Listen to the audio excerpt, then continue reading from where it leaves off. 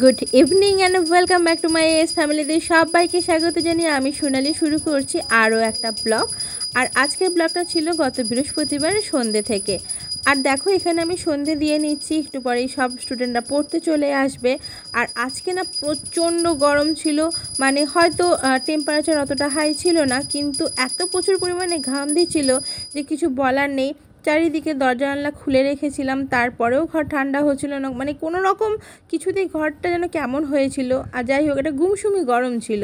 আর এপাশে দেখো যেগুলো কেচেছিলাম সেগুলো পাট করছি। আর পাশে যে পুচকেটা আমার মেয়ের সঙ্গে খেলতে আছে তার মা এসছে, ও ব্লাউজ তৈরি করা শিখছে। তো যাই হোক, আমার মেয়ের জন্য একটা সুন্দর ব্লাউজ বানিয়ে দিয়েছে, এখন সেটারই মাপ নিতে এসছে, কেমন কি করেছে সেটাই দেখানোর জন্য। তো দেখো এখন সেটা দেখাচ্ছি। আর আমার মেয়ে বলছে এত সুন্দর ব্লাউজ, ও তো একটু মেয়ে মেয়ে সাজতে পছন্দ করে না, আর তার উপরে একটু মেয়ে সাজার ইচ্ছে হয়েছে। তার মধ্যে বলছে আমার চুল কেন ছোট করে কেটে দিয়েছো, আমার চুল তুমি আবার আগের মতো করে দাও। তো যাই হোক, ব্লাউজটা খুব সুন্দর ফিটিংস হয়েছে আর দেখতে দারুণ হয়েছে, হাতের কাজটাও খুব ভালো ছিল। এপাশে টিউশনি পড়িয়ে উঠে আমি ভাতটা বসিয়ে নিচ্ছি। রুটি করার মতো আজকে ক্ষমতা ছিল না, কারণ প্রচণ্ড গরম, আগেই বলেছি। আর রুটি করতে গেলে না খুব অবস্থা খারাপ হয়ে যাবে। তা মেয়েকে বললাম যে আজকে আলু ভাজা ডিম ভাজা দিয়ে ভাতটাই খেয়ে নে। আর এখানে দেখো পড়ে উঠে যাওয়ার পর আমার বিছানার অবস্থা এই রকম, ওর বই সেলফটার অবস্থা আরও খারাপ, বকাবকি করাতে একটুখানি এগুলো গোছাতে বসেছে। আর এপাশের দিকে আমি আলু আর পেঁয়াজটা ছাড়িয়ে নিচ্ছি ভাজা করব বলে। তো আলুগুলো একেবারে ছোট ছোট মানে ঝিরিঝিরি করে ভাজা করব, কারণ আমার মেয়ে বা হাজব্যান্ড কেউই আলু খেতে পছন্দ করে না, কিন্তু মুচমুচে করে যদি ভেজে দেওয়া হয় তাহলে একটু আধটু খায়। তো এখানে দুটো পেঁয়াজ কুচোচ্ছি, আলু ভাজার ওপরে ছড়িয়ে দেবো, তো খেতে একটু ভালো লাগবে, নাহলে ভাতটা পুরো খাবে কি দিয়ে। আর এত প্রচণ্ড গরম যে কোনো রকম কিছু রান্নাঘরে গিয়ে করতে ভালোই লাগছিল না। আর মানে চারিদিকে জানলা দরজা খোলা আছে, তাও আমি ঘরেই কাটাকাটিটা কমপ্লিট করলাম।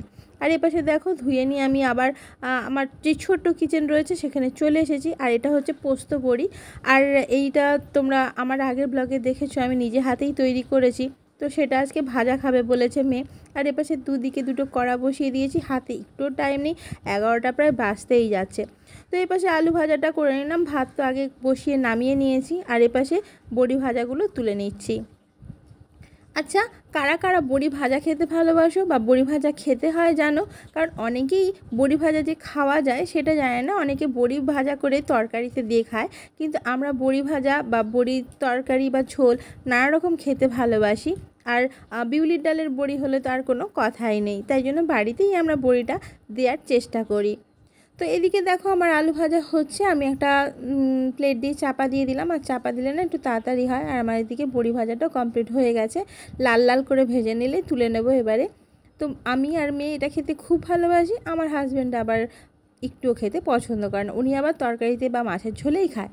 তো এখানে দেখো 12টা প্রায় রান্না করতে করতে বেজে গিয়েছে, আর এপাশে মেয়ে ঘুমু ঘুমু অবস্থা। তো চলো ওকে খেতে দিয়ে নিই। আর এপাশে তোমাদের সাথে শেয়ার করে নিই, এই যে গরম ভাত আমি আর খুলে দেখালাম না, প্রচণ্ড গরম ছিল। আর এপাশে দেখো এই যে ডাল সেদ্ধ সকালে ছিল, আর ছিল লাউ ডাঁটার তরকারি। তো ওগুলো আর তোমাদের সঙ্গে শেয়ার করে মানে কি করবো, এগুলো শেয়ার করছি। দেখো আলু ভাজা করেছি, বড়ি ভাজা করেছি, আর 3জন মেম্বার ঘরের, আর 3 রকম ডিম ভাজা। একজনের মানে একেবারে গোটা ডিম ভাজা থাকতে হবে, আর একজনের ঝুরি ভাজা যেটাতে পেঁয়াজ পড়বে না, আমার আবার পেঁয়াজ আর কাঁচা লঙ্কা দিয়ে ঝুরি ভাজা। তো চলো সমস্ত কিছু কমপ্লিট করে নিয়েছি, এবার থালাও রেডি করছি, ওকে আগে খেতে দিয়ে নিই।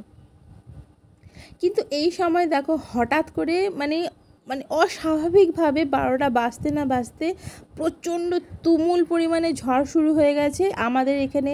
মানে হঠাৎ বৃষ্টি, কোনো রকম মেঘের গর্জন ছিল না, কিছু না। আর অভিজিৎ যেহেতু লেট করে বাড়ি ফিরে আস্তে আস্তে ওর 1টা বেজে গেছে, আমরা খুব টেনশনে ছিলাম, তার মধ্যে লোডশেডিং ছিল। তো চলো এবার আর ওখানে বেশি বাড়ালাম না। তো এবারে মর্নিংয়ে আমরা খবর দেখছিলাম যে বৃষ্টি কি আরও চলবে না চলবে না, প্রচণ্ড কালো হয়ে আছে পরের দিনের ভোরবেলা। আর এটা না শুক্রবারের দিন ছিল সকালবেলা, তোমাদের সঙ্গে শেয়ার করছি, অবস্থা খুব খারাপ। এখানে চা হচ্ছে, মশলাটি অভিজিৎ গেছে দোকানে। কালকে রাতে দেখো এখানে ভিজিয়ে রেখেছি চিয়া সিডস, আর আমি আর অভিজিৎ এটা খেয়ে নিই, কিন্তু মেয়ে আজকে বায়না করেছে ও খাবে, জানি না ওর খেতে কি ভালো লাগে, আমি তো কোনো টেস্ট ফেস্ট পাই না, শুধু ক্যালসিয়ামের জন্য এটা খেতে হয়।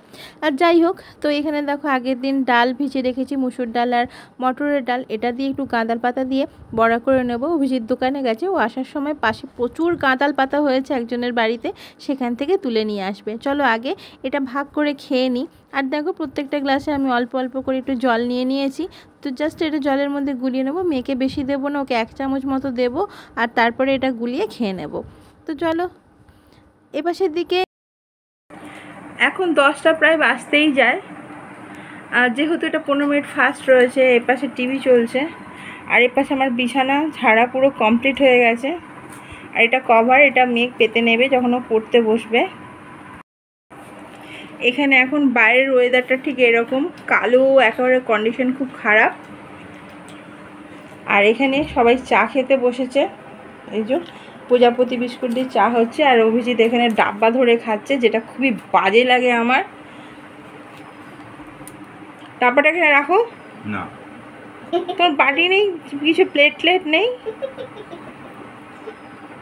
আর এখানে রুটি আছে, আলুটা ভাজলে হয়ে যাবে, আমি চাটা এখানে খেয়ে নিই। আর এখানে ছোলা ভেজানো, এই যে ডাব্বায় ফ্রিজে ছিল, রাখা হয়েছে, যদি খায় কেউ, নাহলে আবার এটা ফ্রিজে ঢুকিয়ে দেবো। চলো চাটা খেয়ে নিই। অনেকদিন ডাইরেক্ট ব্লগ শ্যুট করা হয়নি, আর রান্নাঘর থেকে তো ব্লগ শ্যুট হয়নি। আগে আমি রান্নাঘরে দাঁড়িয়ে অনেকটা টাইম স্পেন্ড করতাম আর অনেক গল্প করতাম তোমাদের সঙ্গে, তো সেগুলো বন্ধ হয়ে গিয়েছে। আর তার থেকেও বড় কথা, ভিডিও দেওয়াই আমার বন্ধ হয়ে গেছে কিছু বাহ্যিক কারণের জন্য। তো আজকে তোমাদের সঙ্গে বাইরের ওয়েদারটা শেয়ার করেছি, কাল রাত থেকে প্রবল বৃষ্টি হচ্ছে। তো আজকে দেখো বৃষ্টি এখন আপাতত একটুখানি কমেছে।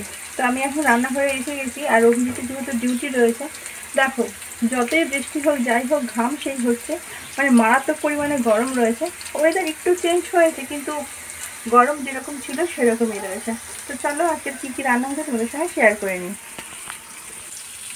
এখানে কুমড়ো ভাজা বসিয়েছি, কুমড়োটা অনেক দিনের হয়ে গেছিলো, যদি ফ্রিজের মধ্যে ছিল। তো কি করব চড়া করে ভাজতে গেলে অনেকটা টাইম নেবে, তাই এইভাবেই ভাজলাম। আর এপাশের দিকে হচ্ছে আলু ভাজা, এটাতে সয়াবিন আলু ডিমের ঝোল হবে। অন্যান্য দিন আমি গোটা ডিম সেদ্ধ দিয়ে ঝোলটা করি, আজকে ডিমের অমলেট করে নিয়েছি। আর এই যে সয়াবিন, এখানে পেঁয়াজ টমেটো, আর এর মধ্যে আদা বাটা আর রসুন বাটা আছে রেডি করা। তো এবারে সয়াবিন আর ডিমের ঝোলটা করে নিই। তো এই পাশে দেখি সয়াবিন আর ডিমের ঝোলটা করব বলে কড়ার মধ্যে প্রথমে তেল ভালোভাবে গরম তো আগেই ছিল, যেহেতু আলু ভেজেছিলাম, তো ওর মধ্যে গোটা জিরে দিয়ে দিলাম। আর পেঁয়াজটা না ঘষে রাখিনি, ডাইরেক্ট কড়াইতে ঘষছিলাম, ওরা না ছিটকোচ্ছিল বেশি, তাই জন্য একটু নুন অ্যাড করে নিলাম। তারপরে টমেটো অ্যাড করেছিলাম, তারপর নুন, হলুদ, জিরে গুঁড়ো, লঙ্কা গুঁড়ো, আর আদা আর রসুন বাটা যেটা আগে থেকে ছিল সেটা অ্যাড করেছিলাম। যেহেতু সয়াবিন আর তার উপরে ডিম, একটুখানি মশলাদার না হলে ব্যাপারটা কেমন যেন একটা লাগবে। তবে বেশি মশলা দিইনি, কারণ প্রচণ্ড গরম ছিল। আর যাই হোক, ওয়েদার আবার কুল হয়ে গেছে, জানি না কতদিনের জন্য, হয়তো আবার এই মেঘটা সরে গেলে প্রচণ্ড গরম আবার পড়া শুরু হয়ে যাবে। তো চলো এখানে মশলাটা ভালোভাবে কষিয়ে নেব, আর যতক্ষণ না তেল ছেড়ে দেয় একটু নাড়াচাড়া তো করেই নেব। তারপর ওর সঙ্গে অ্যাড করে দেবো সয়াবিন আর আলু। এখানে তোমাদের সঙ্গে রান্না শেয়ার করতে করতে হঠাৎ করে পিছন দিকে আওয়াজ পেলাম যে আমার ননদ এসছে।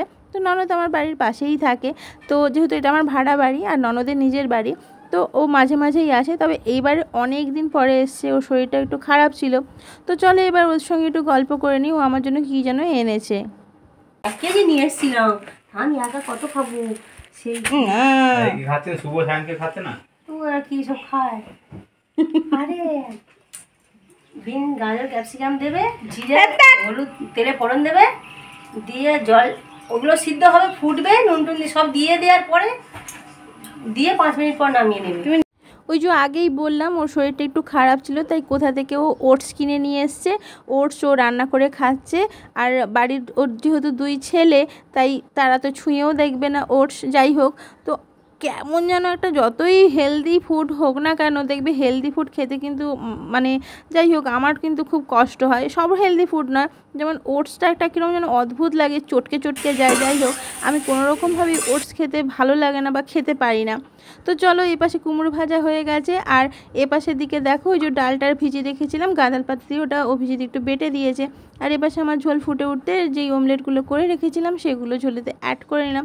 এবার ঝোলটা একটুখানি টেনে গেলে ওপরে গরম মশলা আর ঘি দিয়ে তারপর নামিয়ে নেব। এপাশের দিকে সমস্ত কাজ কমপ্লিট হয়ে গেছে, তো অভিজিৎ এবারে বেরিয়ে যাবে। তো এপাশে কালকে যেহেতু সাইকেলগুলো চাপা ছিল ওগুলো ঠিক করে দিয়ে এবার ডিউটি চলে গেল, ওয়েদার অনেকটা ধরেছে।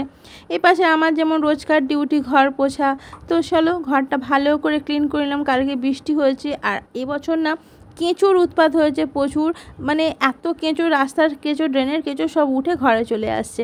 আর যেহেতু ঝড় বৃষ্টি হয়েছে ঘরের সামনেটা একটুখানি নোংরা নোংরা রয়েছে, তো ভালোভাবে ঝাড়ু মেরে সামনেটা একটু ধুয়ে দিলাম। তো চলো আমার কাজ আজকের মতো এখানে কমপ্লিট, আর বেশি বাড়াবো না।